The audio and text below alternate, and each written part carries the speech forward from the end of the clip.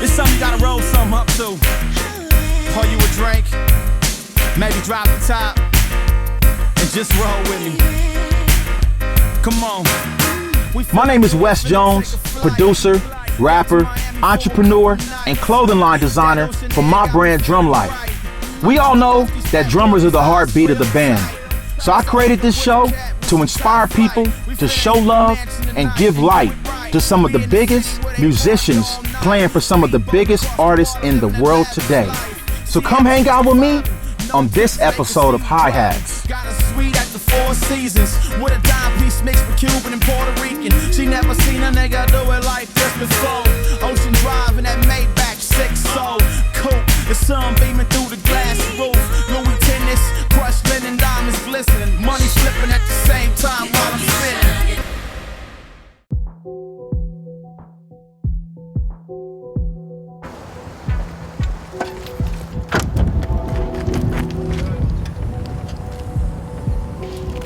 I got something to use right now, but I need some more for tonight.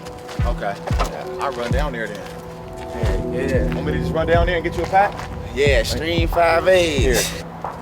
Can we go up right here? No, you gotta go around to the front, bro. I see a camera behind me. So I didn't know, but I think I want to say that. I don't think it's no audio. Oh, it's no audio. So we about to go crazy. Yeah. So I got you the star. It has to really go over in order for that to close. Oh man, let me tell you something.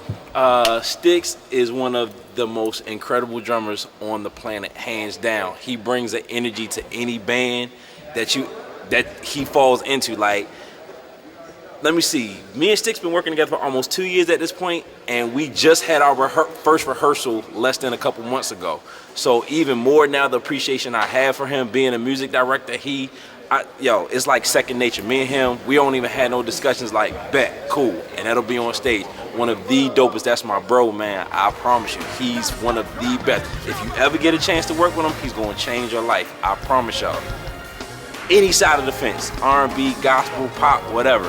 So that's Devon Stixx Taylor. What can you say? And he just had a new baby. My niece is here, Caitlin. Oh, Yeah, you know what I mean? I got a baby girl now, you know.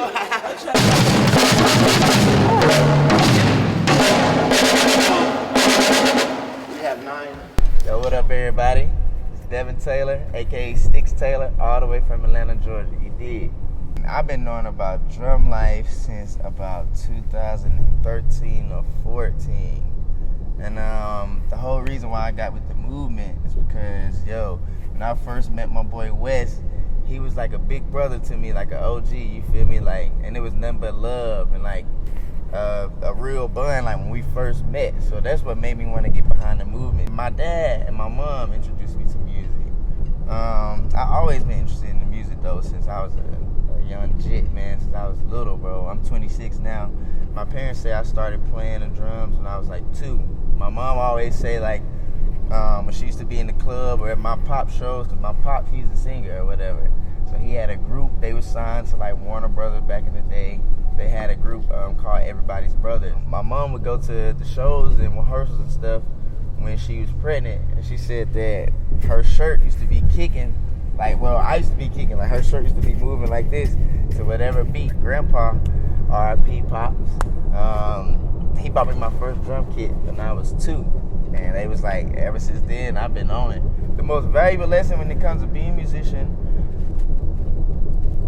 50% your craft, you feel what I'm saying? Or like maybe 40% your craft. And the rest of it is what you do off stage, who you are as a person, like your character, you feel what I'm saying? Because you may have the chops, you may be able to do this, you may be able to play that, but don't nobody want to be with a person that, you know what I mean, whose hygiene is messed up, whose attitude is messed up, you feel me, who can't make a flight on time, you feel me, who can't get the rehearsals and stuff on time. Like, it's way deeper than just your plans, but I learned that at a young age.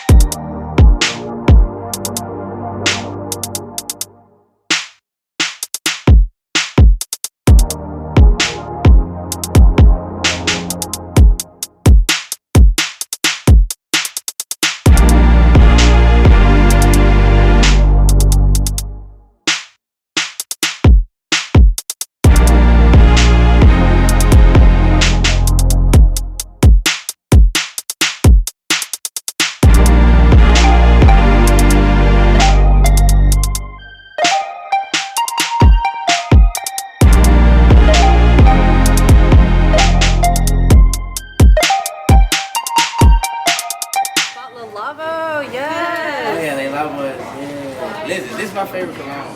How did you discover it? I was on tour and I got it when I was In London.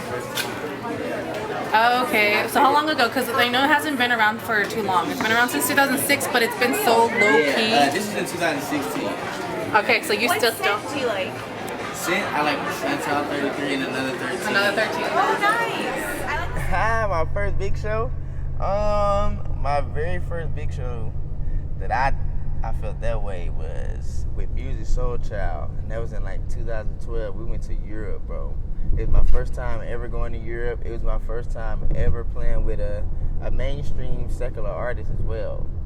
And man, yeah, when I seen all those people out in the crowd and like just dancing to like what we were playing, you feel me? Like I was like, man, this is crazy, because these are songs that I listen to on the radio, but I get a chance to play these songs, you feel what I'm saying? I get a chance to see how everybody else responds to us playing it. I didn't know I was good enough. How about that? Let's start right there. Shout out to my homie Jay Troy. He was the music director at the time for Music Soul Child. And I was playing around town, and like a lot of people, they had been hearing about me around town back in Atlanta. Like I didn't even go out and start like playing like in the clubs and stuff till I turned like 17, bro, in Atlanta. It's like I was sneaking in clubs with, like with my OGs, with like my big brothers, who I call them, like the homies, and like man, just playing around town, playing with like different artists, and everybody was hearing who I was because I was like the new kid on the block. And I did a gig, and he so happened to be at the same gig that I was at. And he was like, yo, man, I've been hearing about you. Like, I'm Jake Troy, you feel what I'm saying? Like, and I was like, yeah, Troy, I know you. You the MD for music. You play bass. You feel me? Like, I know you through my homie Paige, like that. And then he was just like, yeah. He was like, man, he said, bro, you are killing, bro. He said, I promise, bro, the very first time I can put you on something, dog, I'm gonna put you on something, bro. But like me at that age, I was just like, all right, cool, you know, whatever. Like if he put me on something, cool. If he don't, cool. It's cool, like, you know, to be able to meet like the dudes that's doing it, like in my city, like at a big time level. So I was like, all right, cool, like nice to meet you, Troy, or whatever. He told me that we exchanged information, and literally, bro, probably like a month or two later, he called me and was like, yo, what do you have to do on these dates? And I was like, nothing, I think I'm free. He's like, you want to go to Europe music? And I was like, huh?